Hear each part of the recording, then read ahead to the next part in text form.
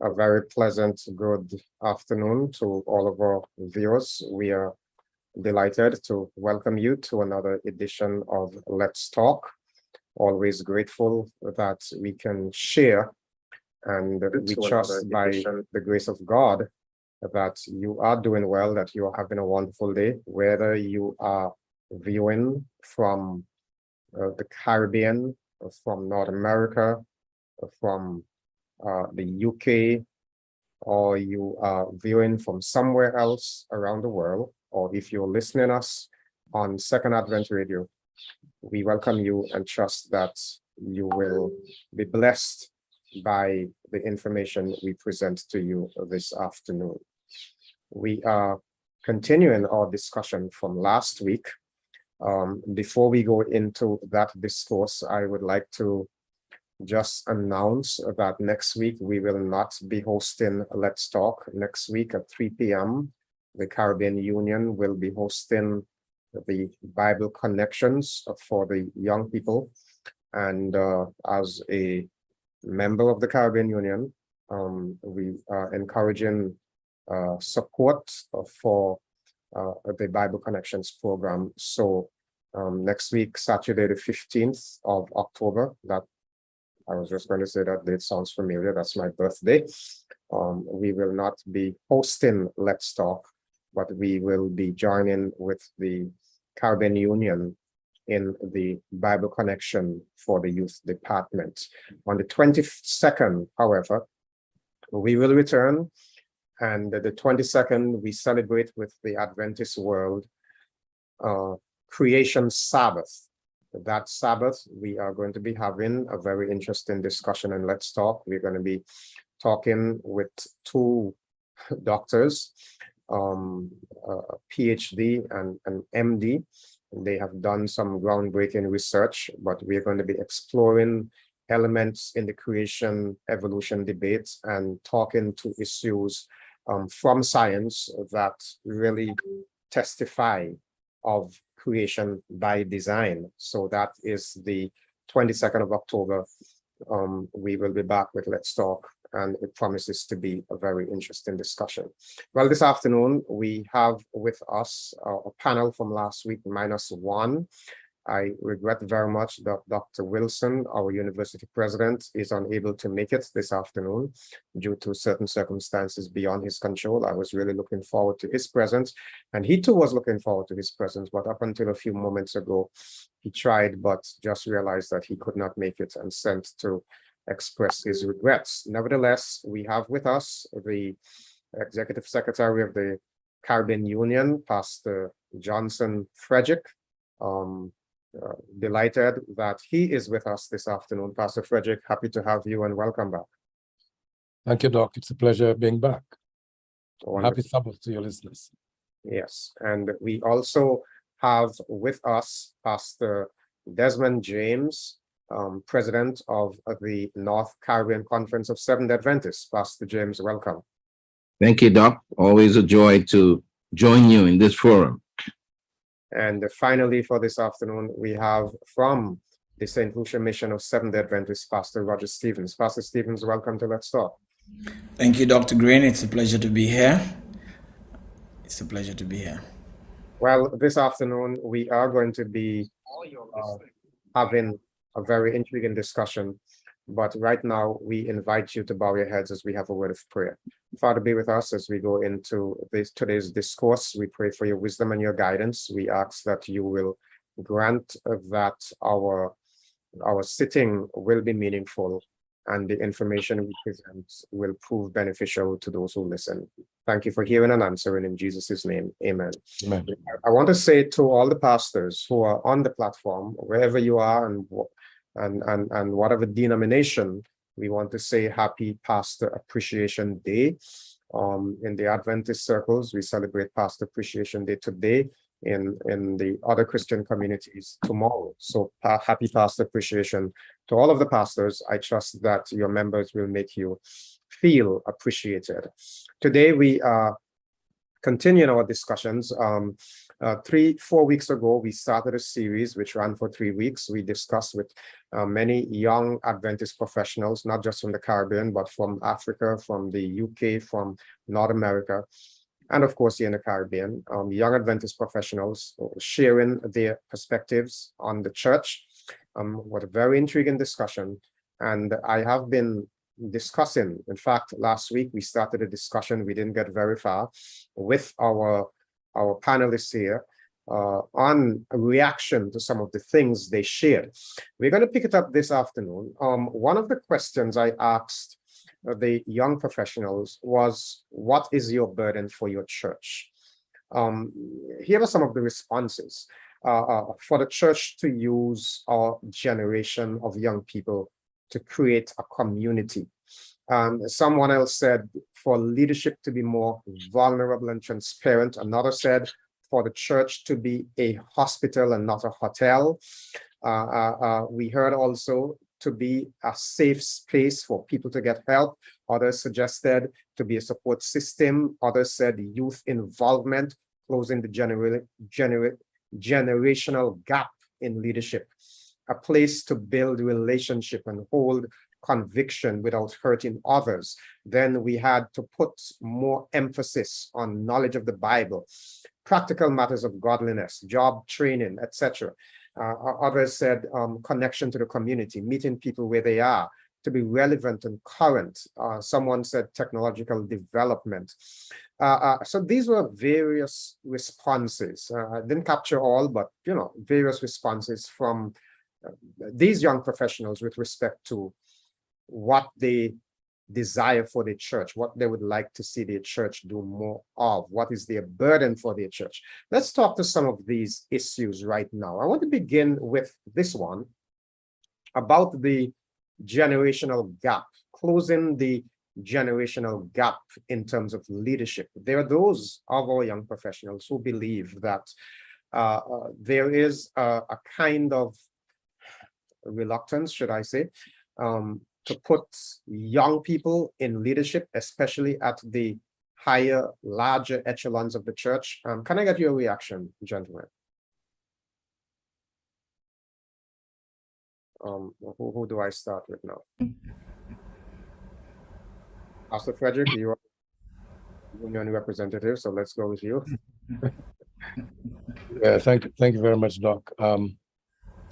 Well, it all depends what part of the world you're coming from. I have noted that in certain areas of the Caribbean Union, we have very young leaders at the church level, local church level. Most of the elders are below 50, in some cases below 40. Certain fields, we have some very young presidents, young administrators. Other areas, there's a pecking order. You have to, as it were, pay your dues before you are called to serve in administration or even in the directorate. So it all depends. And if you're talking about the church, most leaders are pastors. And there's a reason for that, the way the church is organized. To be a director, most times you have to come through ministry. It is not required, but pastors are the one who lead out in the church by and large. So I would say it all depends where you come from. But I have seen the church as a corporate body make some effort to incorporate young people of all ages. I've seen some effort in that regard. Even when we organize our committees, we are careful to say, be age sensitive, be gender sensitive. So there's some effort, but then again, I'm not speaking for every part of the world. But I think the church is on course to really, making it a very integral, or if you want to say, an integrated organization. Yes. I heard the young professionals say that what obtains at the local church level is not necessarily reflective of what obtains at the division and the general conference level. And when I hear them talk about delegates to the general conference and the elective leadership at the general conference, now there may be a reason for it, but they seem to think that there is some disparity between what happens on the local level to what happens at those levels. Pastor James, you look like you were about to say something. Yeah, I was saying, I think it's you who quoted a statistic that at the last GC meeting, they did a survey and they realized that the average age leadership was about what, 60 something? Yes. Because the way the church is structured, those of us who have come through the leadership process, we realize that you mature, you move from a pastor, and the concept is that you must mature over certain years. I'm not saying it is defined intentionally laid out, but it so happens that you're a pastor, then you acquire a certain proficiency that comes with time. You mature, and then you go into leadership. And so I think the organizational structure is so sort of organized so that it leads to that natural progression in the organized structure. But I don't think it's so in the local church. I think in the local church, you have a greater capacity of young people being involved in the process. But sometimes it's true too, because sometimes on that church board, you scarcely find anybody who is 20, 21 on an average. So I think the way it is structured, and I think the progressive growth of the organization intentionally or unintentionally effectuates into that process. Okay, very well. Pastor Stevens, you have anything to add to that? Of course, Dr. Greene, when you think of the corporate world, a young professional, especially having a certain level of education, they enter an organization and may not necessarily wait 10 years before they can get to a particular position, and very high position as well. But when you look at the church, you think of the years that you would have served in various capacities, as was intimated by Pastor Frederick. And this comes with years of experience. And so this is why the church is structured in the way it is. But in other organizations, a young person comes in with a PhD, with a master's degree, and sometimes persons who would have served there many years would not have the level of education, and so they can climb the corporate ladder very quickly. But it's different with the church. We are seeing over the years you would have acquired that kind of proficiency and experience, and so it gets you to that point of leadership after a while. But it's really kind of different with the church and the corporate world. Okay, interesting. You know, I hear some of the young professionals saying, I want to go back to the point that you are raising there, Pastor Stevens. One person, for example, made the point that you have young professionals who are at the top of their game, so to speak, at the age of 33, 34. You know, they are corporate leadership and controlling organizations with multi-million-dollar budgets. And so when they look at the church, they see a difference. And of course, experience is valuable, experience is important. But sometimes, doesn't it work against us? Because you can be 15, 20, 30 years in the business, but have not really expanded in terms of being current. You could be doing one thing for 20 years over. So doesn't it sometimes work against us? I think there needs to be a balance, Dr. Greene. For example, I was speaking to an elder not too long ago, and he is a CEO of a company, and he told me he sits at at his boards, and he is the chairman of his board, and he has lawyers and doctors and engineers who's working with him. But at the same time, he does not feel that he gains the respect of the pastor of the church at his church. So definitely we need to create a balance, and we need to look at it, utilize the expertise, the skills of these young people who are so skilled and educated, while we also take into consideration, when we think of a church and the leadership of the church, we also must take into consideration the experience and maturity. Now there was a time when, at least in some of our contexts, when the pastor was the educated person in the church, and everybody looked to the pastor for leadership. As a little boy, we had an Anglican priest in our community. People looked to him as the individual. These days, the structure of the church is very different. And as you said, Pastor Stephen, sometimes you have these corporate professionals in the church. Many of them are exposed to a level of leadership that requires great insights and thought and wisdom. And then they come to church. What does this say to the demands of the pastor and the need? Because last week someone asked about whether our pastors are sufficiently oriented to provide the kind of leadership that is necessary in the 21st century. So what does this say to the pastor and his or her need to expand their horizons to be able to respond to these kinds of circumstances? I think leadership is a dynamic process, and even the pastoring is not static. When we look at the way it was done 5-10 years ago, it's a whole lot of difference. But there are 2 points in that our leadership, Dr. Greene, is chosen by the people. So if you're going to affect a change, the same professionals who are in the church, I believe, they have the responsibility to choose the leaders according to our organizational structure.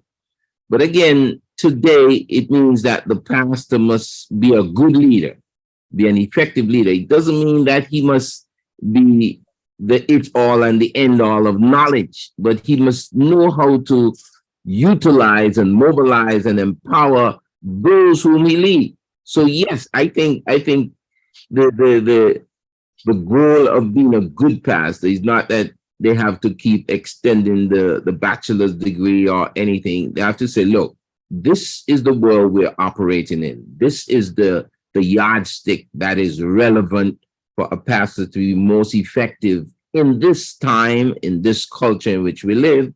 Equip him with that. But again, it's dynamic. He goes out there in an environment. I remember I was in school, and Dr. Wiggins, he was one of my great professors, and he said to us that there's a difference between sand. In the college, they tell you that you're going out and you're going to see sand.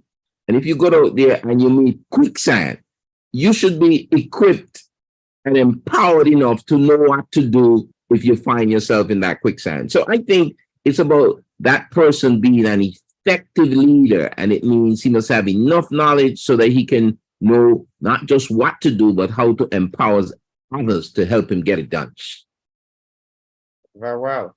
Yes, Pastor Frederick, go ahead. Yeah, if I must say, leadership in any organization, be it the church or the corporate world, it's not an exact science, and it can be, as Pastor James rightly said, it can be very slippery.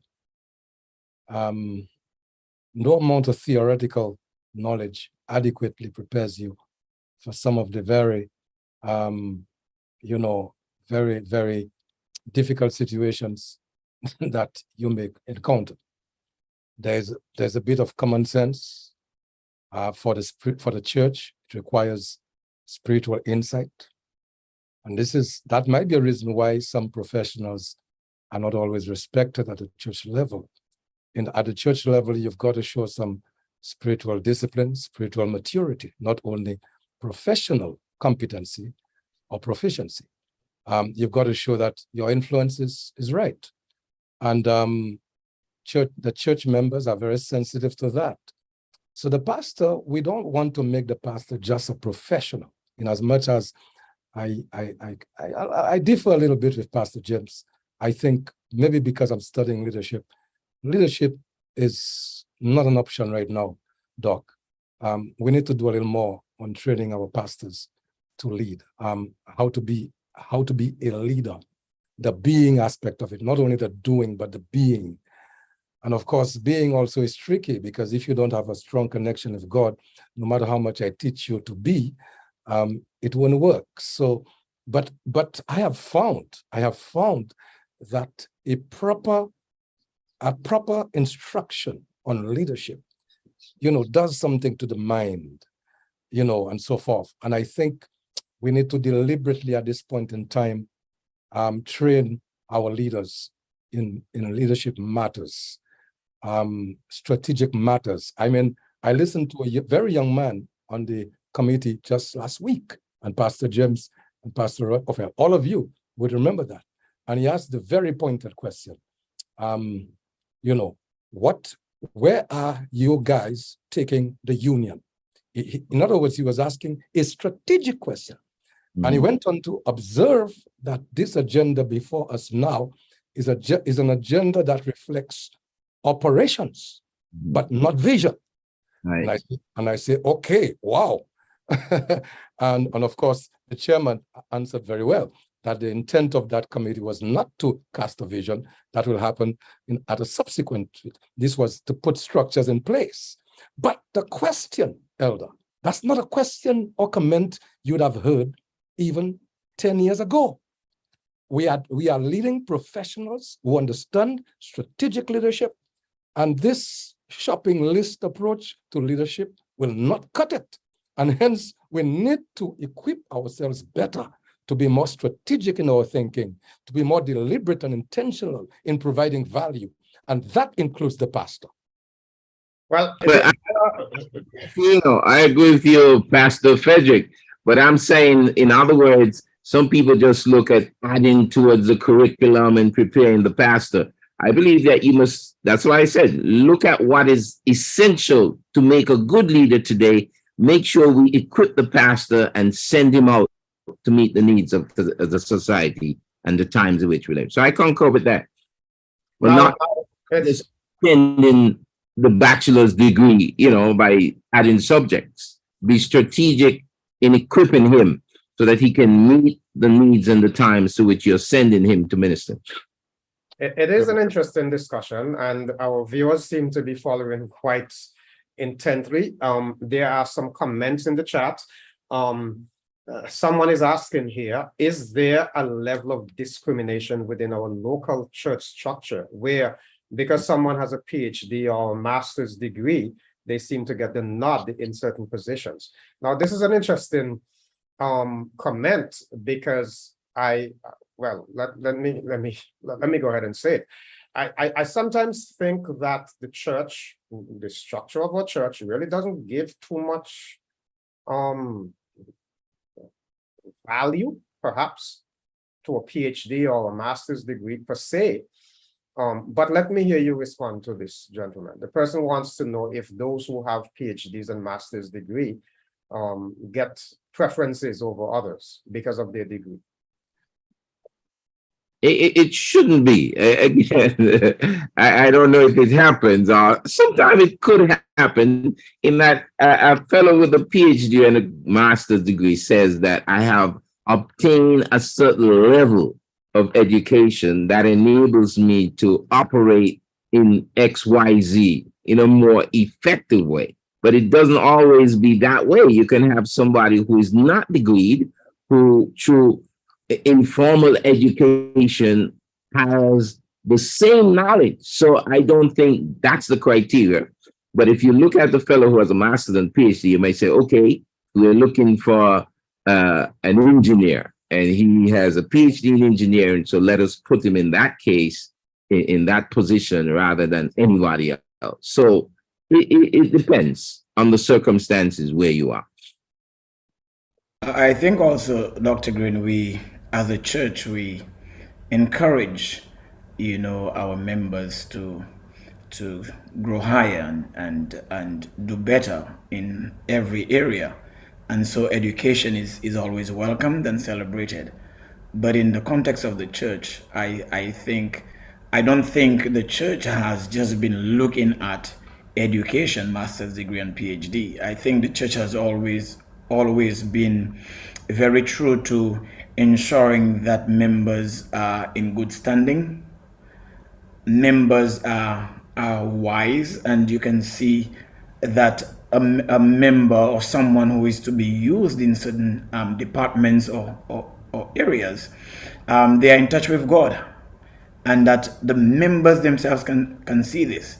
So I think it's not just about the education, though we appreciate it, but I believe it is the influence of God upon their lives. Persons who carry themselves in a particular way, being followers of Christ, and showing this by example. I think sometimes our members don't quite understand, and perhaps it's our fault. Every now and then, I take the opportunity to do some teaching that decisions in this church are not made by individuals. Decisions are made by committees. That moves people out of the realm of discriminating. So that I may have a preference for John Brown, but when I take that too, I can't just give John Brown a position. No president has the power in this organization to put a person in a particular department. That has to go to the executive committee, and it is the committee that makes the decision. And I think, these kinds of things should make our members understand that even if somebody had ulterior motives for calling a name because the person has this degree behind his or her name, that it is going to have to stand up to the scrutiny of the committee. And these committees, especially these days, they do ask tough questions, they do interrogate. So the element of discrimination, a lot of times, I'm not saying that there can be workarounds, but a lot of times it's not so prominent because the recommendations have to stand the scrutiny of the committees.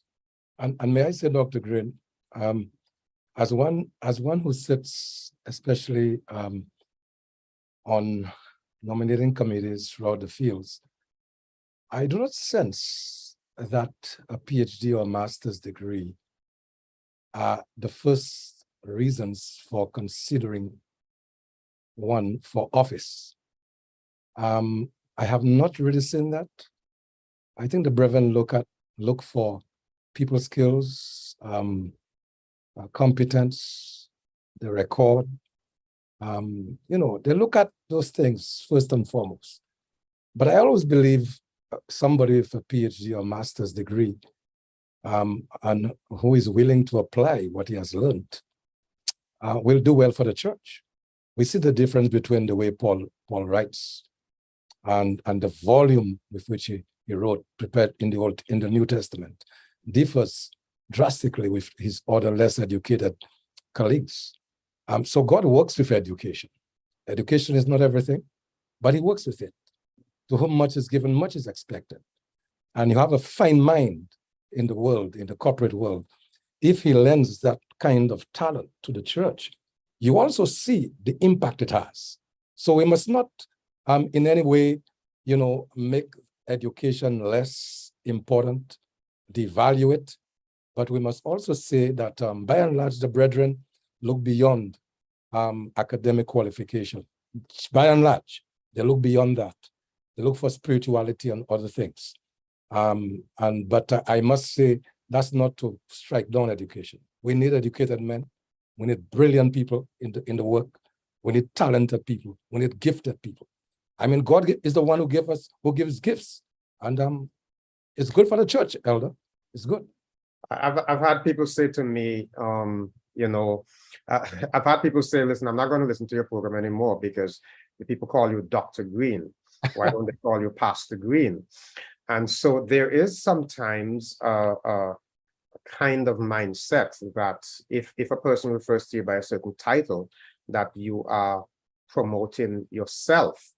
which is not necessarily the case. You know, you give honor to whom honor is due in terms of people who, if a person is knighted by the queen or the king these days, I have to say, that you refer to that person as sir. It doesn't mean that that person is not a spiritual person anymore. But you know, we do struggle with these things sometimes, and I'm glad you're making the point there, Pastor Frederick, that we ought to aspire to be the best we can for God, but we should not let it get to our heads. And I think that's the important thing. We need to remain grounded. We need to know that more than anything else, we have to be spiritual leaders. In fact, let me ask these two questions since they're here and they're related. Regardless of age, what are the biblical requirements for spirit? Yeah, can't hear you, Doc. Can't hear you. Repeat. We're not hearing you, Doc. Audio. Check your audio, Doc. That's kind of strange. Okay, we're hearing you now. Hear you now. Yeah. Okay. So there are two questions that were kind of related. I'm not sure what happened there just now, but the first one is there a level of discrimination within our local church structure? Sorry, that was a question I read before. Regardless of age, what are the biblical requirements for spiritual leadership? And then there is a comment and another question that are related. So let's take them all together. This other one says, it is not only about experience and education. Spirituality is of utmost importance. And the question is, what role does the infilling of the Holy Spirit play in regard to church appointments versus corporate appointments? Well, Yes, in the church, spirituality plays a valiant part, critical component in the criteria for good leadership, but it doesn't in any way trump education. So you must be intelligent, you must be spiritual. So it brings a balance. But I think in the church, if you are educated but not spiritual, the church would not elect you. The primary focus is spiritual. I'm a spiritual leader. It's just like the corporate world. The emphasis, the focus is I'm a spiritual leader who is equipped in all areas to undertake that responsibility that the criteria asks for. All right. When we think of a church, Doc, we're talking about an organization which is led by God. And so its leaders ought to be appointed not just because of the education and skills which are important as we have established, but I think our spirituality is very, very important. It's of vital importance for leaders who are going to be leading a spiritual entity, an organization as the church, to understand how important it is to be spirit-filled and spirit-led. Of course, our education and skills would be valuable assets to your spirituality as a leader of the church. We value, as we said, we value education.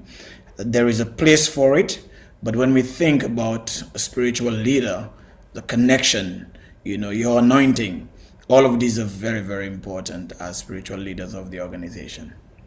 Interesting discussion. But if we go back to the comments from the young professionals in terms of what they would like to see their church do more of, there seem to have been a lot of emphasis on community involvement, the church meeting people and making a difference in the community.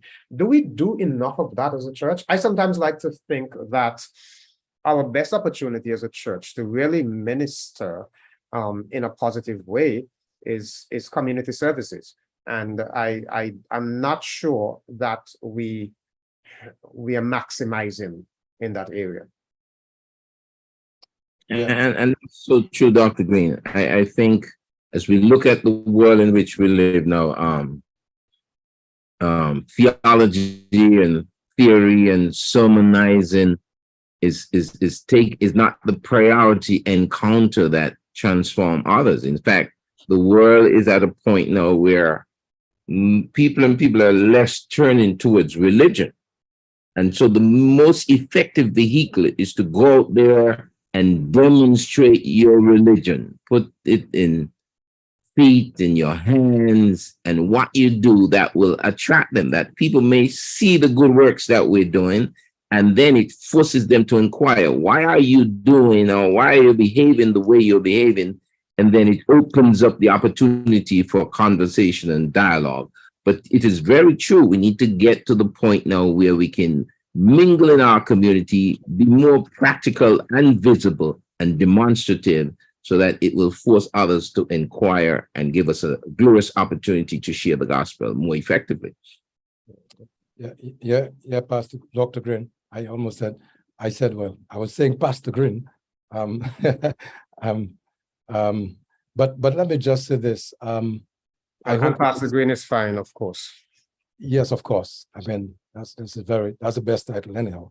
But let me just say, Pastor, I hope we have a little time with that comment on community safe space, hospital and not hotel. I hope we can really spend a significant amount of time on that, because I think we need to talk to that. But let me just say, in terms of evangelism, witnessing out there, looking at how Jesus went about doing ministry, I have not seen a better substitute. That is it. I mean, Christ was ahead of his time, way ahead of his time. He spent a lot of time healing, a lot of time in conversation with outcasts and with people. He also preached, but he taught a lot. He healed the sick, he fed the hungry. There was a social element to his ministry. It was holistic, captivating. It was satisfying. It met the needs of his time. And I think as a church, we need to constantly reflect on how Jesus did ministry. And using the community services department, using that department. It's the most powerful department right now that we can have. But I don't think we do it systematically enough. The church should always be in the community, always. Instead of an events approach, it should be a process approach. You always satisfying needs. But satisfying needs without preaching the gospel or teaching the gospel is not enough. That's not how a church grows. It has to be a holistic approach. Going out there, touching lives, healing the broken, listening to those who are despised, meeting people who have mental health issues. We may not be experts, but I think that's where we use the professionals. When we meet people who are going through depression, people who are constantly, contemplating suicide, young people who are struggling with personality disorders. When we sense that, we need to defer them to people who are capable of helping them. We need to somehow, immerse ourselves in the experience of others without being judgmental. When the church shows that kind of love and concern, it's her preaching and her teaching will assume significantly more relevance, and we will see an earthquake happen in the world. The church will become overwhelmingly influential, and it will redound to conversion. In my local congregation today, we had what we called membership reconciliation emphasis day, and one of the things we discussed was the matter of the church being there to serve the community. Now, going to the issue of the comment that the young professionals made regarding what they want to see the church be more of, and this person saying they want to see the church being a hospital and not a hotel. The other person saying they want to see the church being a safe space. Now, I was making the point that the church should be what Jesus said, a house of prayer for all people. I sometimes get the impression, though, that we make people uncomfortable when they come to church, because once we see earrings and and that kind of thing. We think, okay, this is time to make an appeal for baptism. I've seen in some funerals, we forget that the people are mourning, etc. People want to be able to come to a place. Wouldn't it be nice if anybody from the community can know they can come to a Seventh Adventist church on a Sabbath morning and get meaningful ministry and leave uplifted and blessed, as just this is a service that the church offers the community.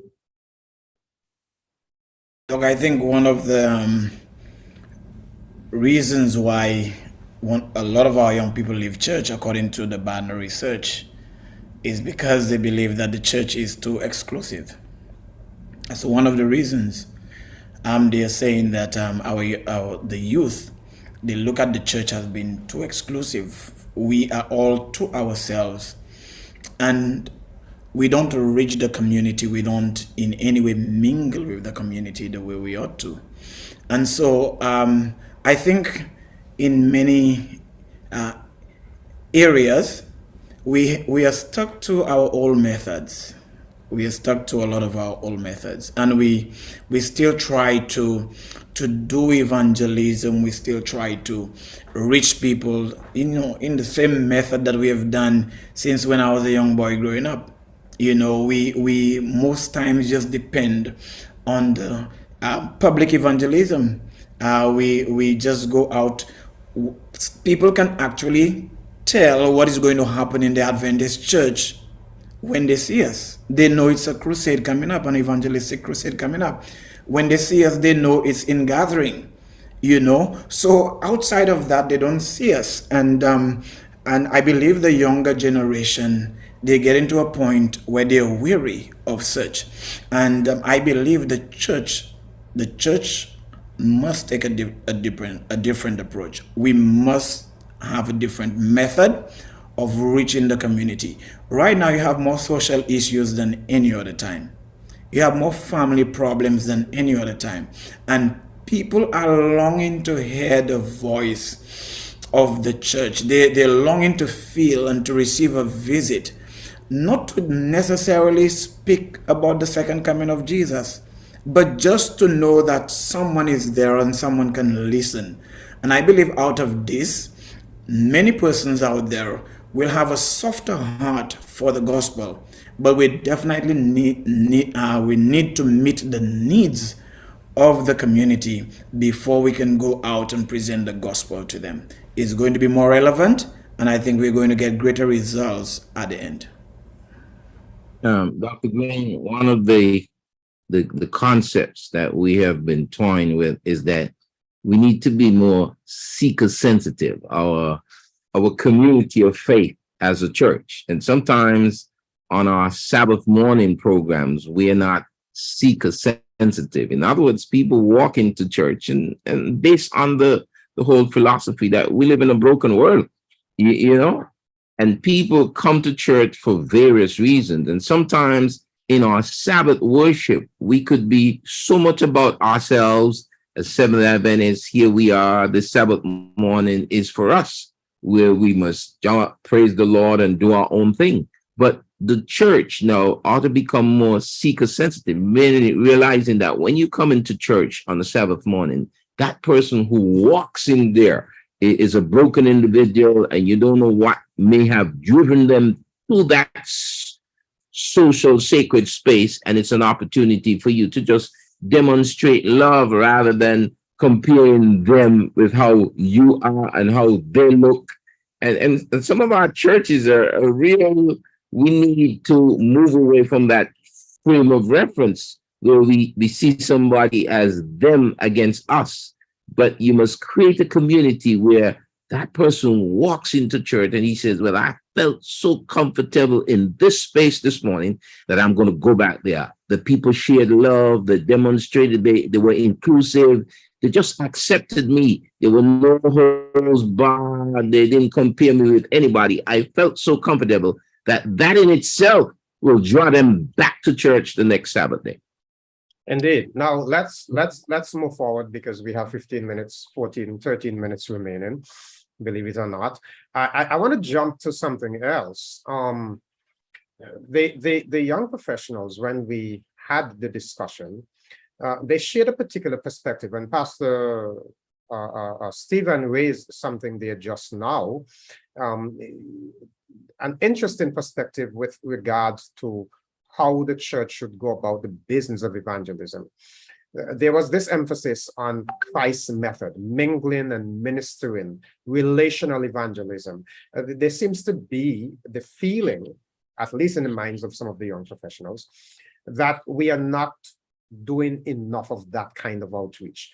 I took note that one person said that the young professionals dislike preachers shouting at them, commanding them what to do, what not to do.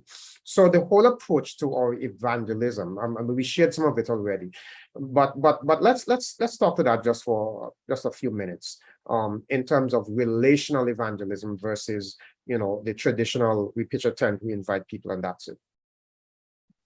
Well, I listened to Pastor James, and of course I agree that when a visitor walks into our church, we need to be seeker sensitive. But I think listening to some of these young professionals, Dr. Greene, they were more speaking of the church going out to meet the people and not waiting for them to come in to us. Mhm. And I think this is where we really need to go. They're very correct. Some of our churches, sad to say, some of our churches have been in operations for a long time, having service in a particular community, but don't know the members of this, the immediate vicinity of the church. They don't know who lives around, they don't know the needs. And I think what they're saying is correct. It is time that sometimes even on a Sabbath morning, it would be better if we close our doors from time to time and go out into the community just to find out how the people are doing, try to find out their needs and show them that kind of love, sit with them, pray with them, just share a testimony with them, and not necessarily, preaching to them. But when they can understand, when they can realize that the church cares, this is where their heart is touched, and they would have a greater propensity to come into the room. Let me ask this along the same line, because Adventist members live in communities. I'm of the opinion that as a member of the Seventh Adventist Church, when I come home, the church comes home. How people see me in the community is the concept of the church that they get. So the real question is, what kind of message do I convey to my community about the church? Communities having a cleanup. Do I attend? Do I not participate? When a person sees me on the street, in the supermarket, in my local community where I live, what message am I sending about the Seventh Adventist Church? Because I am supposed to be representing the Seventh Adventist Church there. That is why one person, I think there's this question about, as a church, as church members, we don't need the entire church to engage in community services. We need to do what we can as individuals or small groups instead of complaining that nothing is happening. And I do agree that we need to have organized outreach ministries, but each one of us leave the building on Sabbath morning and we are dispersed to various communities. We should be carrying some message about the church in terms of our involvement in the community. Dr. Greene, yes, I think my colleagues have been on point on a number of points made. And one of the key ones is that the church needs to be more inclusive.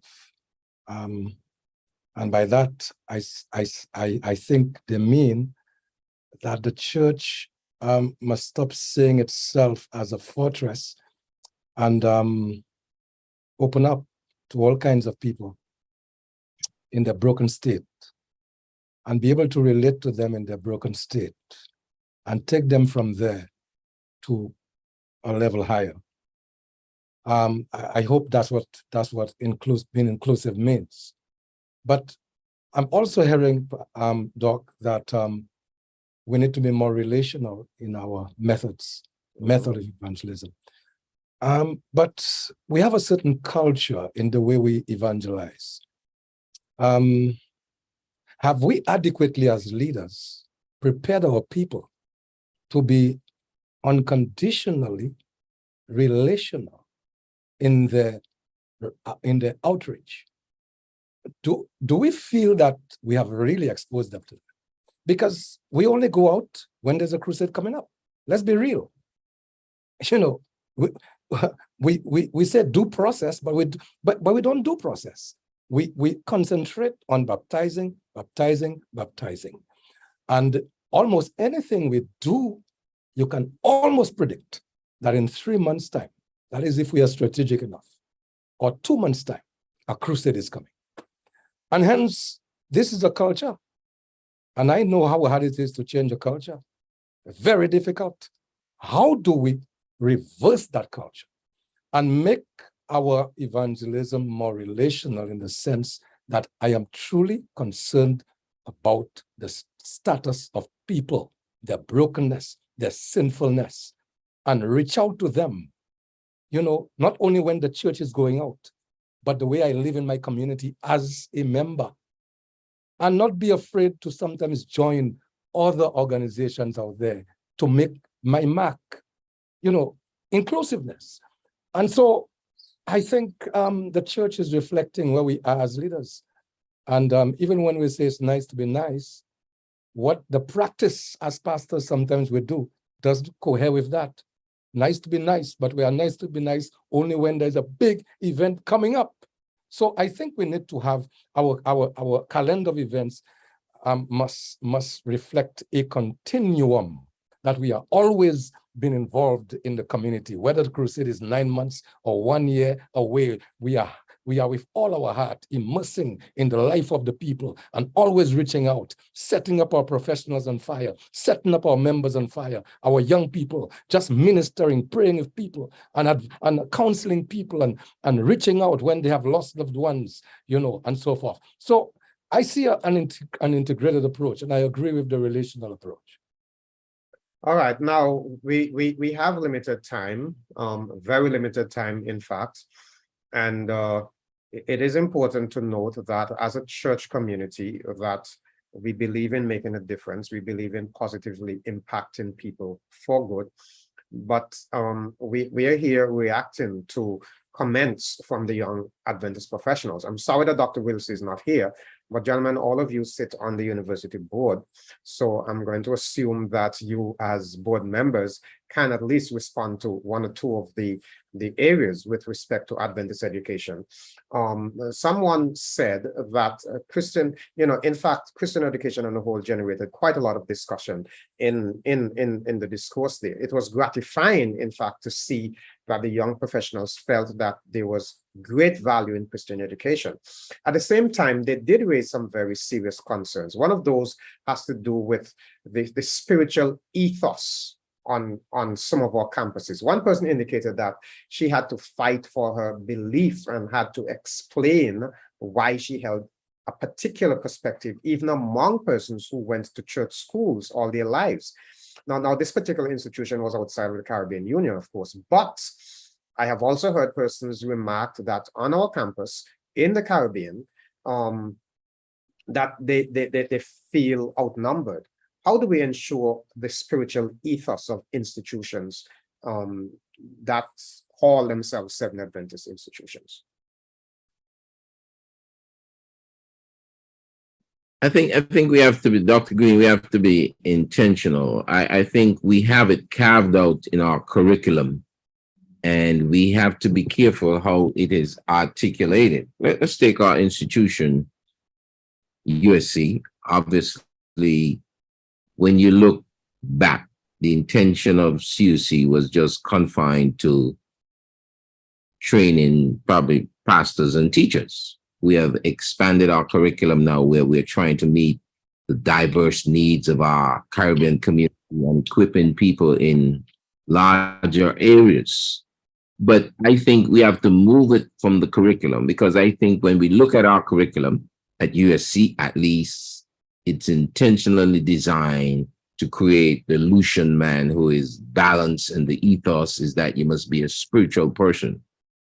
I guess in terms of practicality now, how practical is that? And I guess from the students' point of view, they would have been the best to say, okay, it's being articulated. But from what we see, we got to be careful that we don't be outnumbered where non-Adventists dominate the Adventist culture and eclipse it and wipes it out.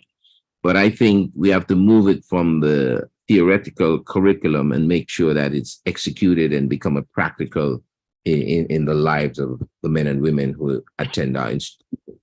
But based on when I was there, you know, we have high kudos for the spirituality, and everything was well carved out that created that culture for me to be a spiritual individual and grow in my experience.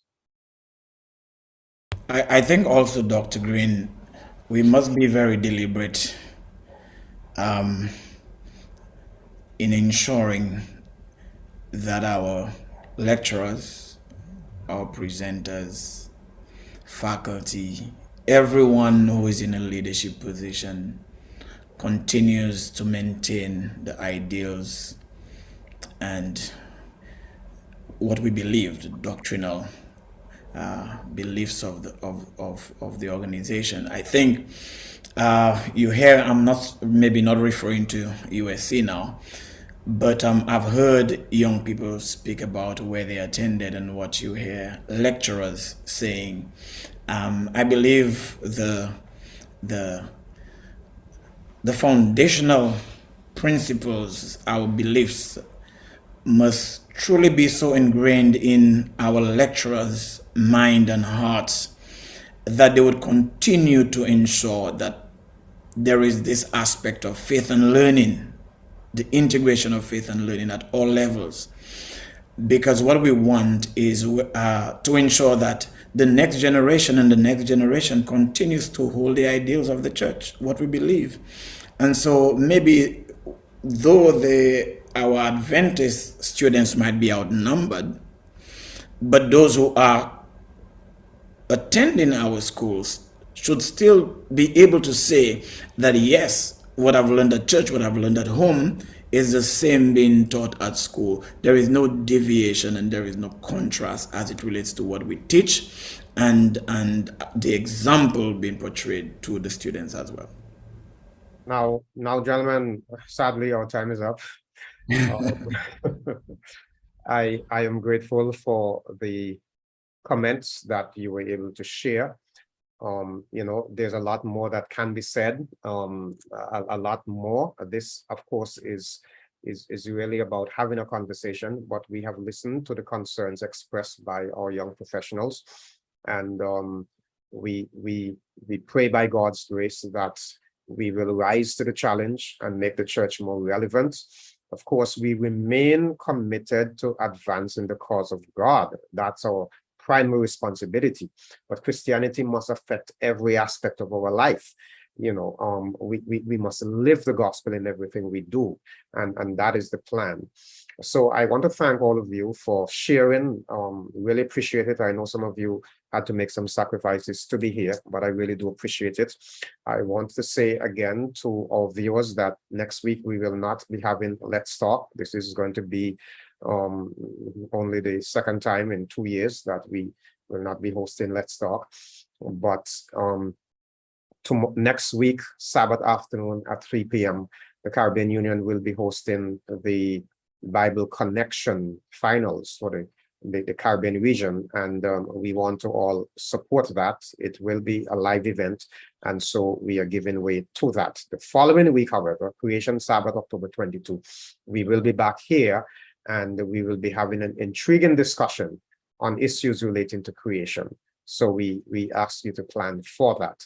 Well, I also want to announce to the listeners in South Leeward Conference, the Pathfinder Bible Connection for South Leeward Conference will be on this afternoon at 4 p.m., just about now, in a minute or two after we sign off. So may God's blessings be with you all. Thank you, Pastor Frederick, Pastor James, Pastor Stephen. Appreciate having you. May God bless you. as we continue in Jesus. Thank you for the opportunity. Thank you. Most welcome.